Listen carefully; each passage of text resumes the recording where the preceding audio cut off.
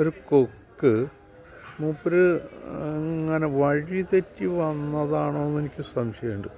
പക്ഷേ ആൾക്കൊരു എങ്ങനെയാണ് അവിടെ വന്ന് വിട്ടു. ഞാനിന്ന് ക്ഷേത്രത്തിൽ ഞങ്ങൾ മാസപൂജയാണ്, അപ്പോൾ ഞാനൊന്ന് വന്നതാണ്.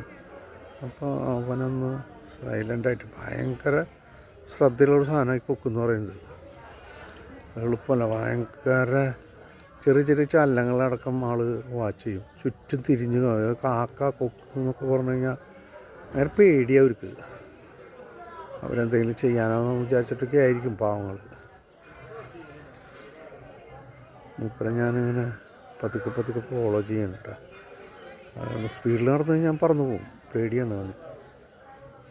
കണ്ടോ, അങ്ങനെ എന്തൊക്കെ കൊത്തി തിന്നുന്നുണ്ട് കേട്ടോ. അത് അവനെ ഞാനൊന്ന് നോക്കി നോക്കുക. കണ്ടോ,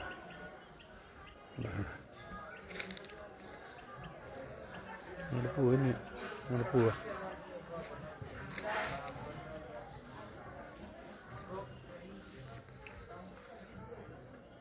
പറന്നു പോയി.